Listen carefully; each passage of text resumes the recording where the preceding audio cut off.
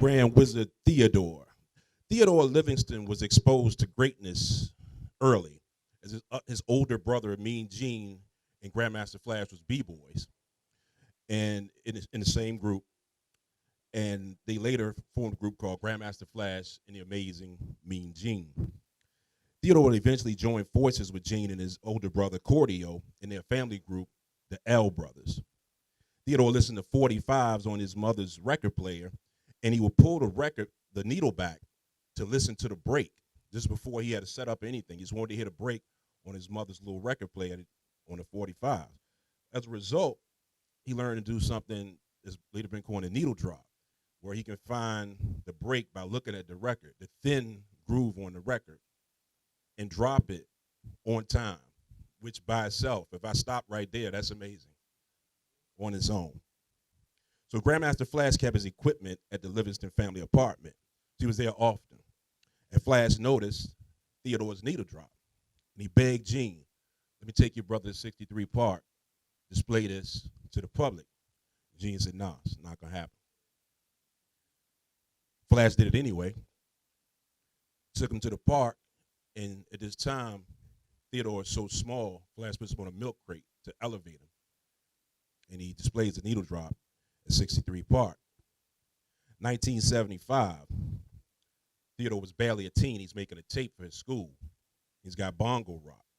Now, I've heard this story. I've seen it on cartoons. I remember my daughter was a kid. She was watching a cartoon, and they're talking about Grand Wizzard Theodore. And I'm like, how did this get on this? I forgot what. It was a mainstream cartoon. I heard this story. Thank you. I heard this story many times. But as I was writing this, I said, I want to make sure I get this completely right. So I called Theodore up, and I said, look, did your mother bust in the room? I heard different variations on his story. So he said he's listening to bongo rock and Passport because he's making a tape. And the music was loud. So Ms. Livingston came in and said, hey, turn that down. As he's making a tape, any DJ knows you rub the record before you bring it in, but you don't broadcast that to your audience. That's for your headphone. So he's rubbing the record, and because his mother interrupted him, it came out on the tape. He listened to it later, and he said, it sounds good. I want to display this to the public. So that's what he did. At 63 part, he displayed that scratch, and I believe he said he did it to Jam on the Groove, that break beat. So Theodore, a lot of firsts with Theodore, the two that I just named, but this brother named the scratch. He was the first to scratch rhythmically, like I said, to the crowd. People might have did it in their headphones previous, but they didn't think it was something the crowd wanted to hear. He rhythmically did this for a crowd. That's his distinction. Also the first DJ to play in handcuffs and cut with objects other than his hands.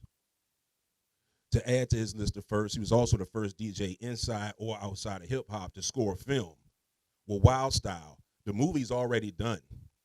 They give him the instrumentals, and when you look at the movie and you hear the audio and how perfectly it's in there, he had to sit and watch the movie and say this beat should go here. So he scored a film decades before Dr. Dre, Pharrell, and that's not the crap on the newer people. I'm just telling you the history. He's the first to score a film in hip hop 30 years before anybody else had did it, almost 3 decades before anybody else.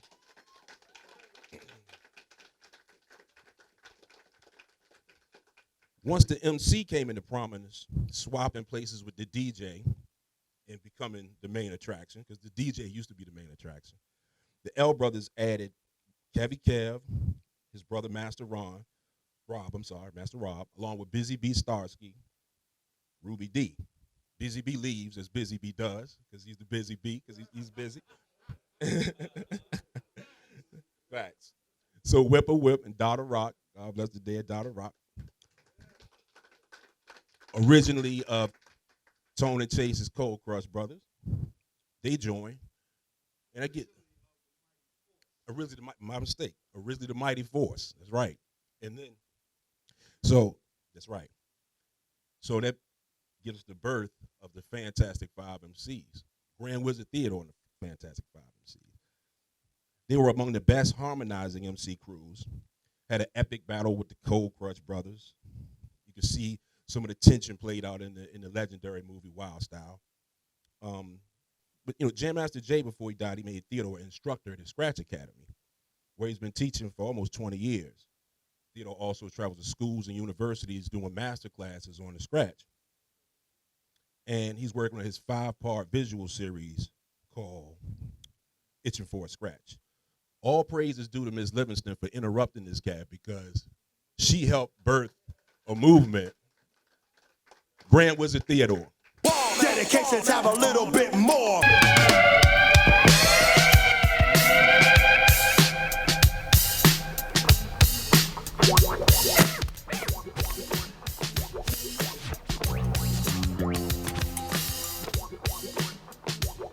One, two. Thank you. Do we have time? First, I definitely want to thank my brother Mean Gene because without him,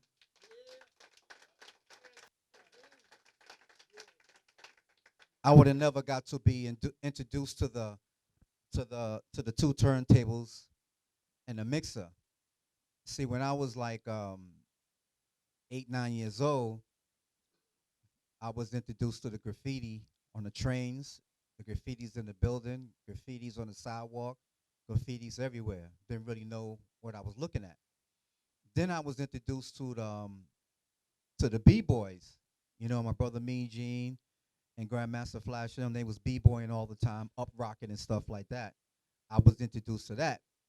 And then I was introduced to like, you know, people on the corner, doo-wopping, B-boying, you know, looking at films of, you know, Pick Meat Marham, you know, Here Comes the Judge and everything like that, P.D. Wheatstrom and stuff like that, James Brown, you know, rhyming to beats and stuff like that.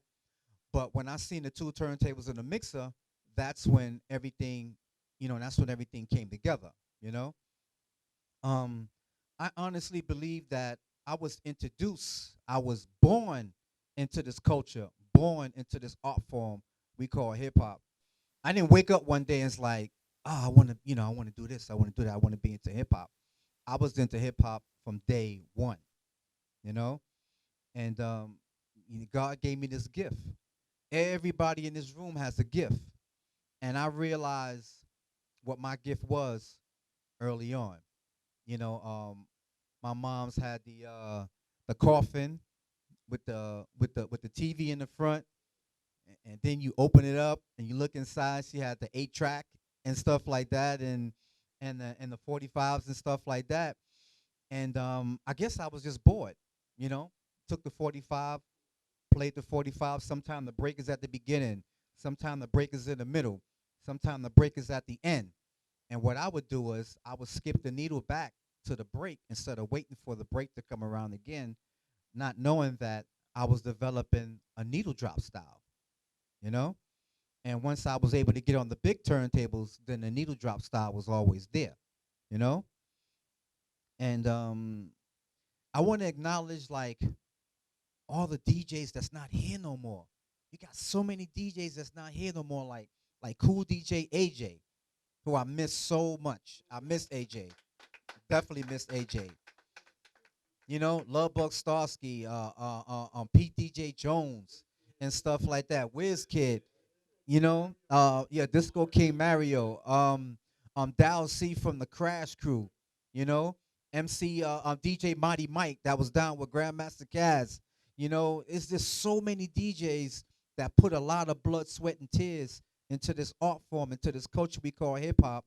And every time you see me get on the turntables, I carry the spirit of all these people, you know, because they definitely need to be recognized.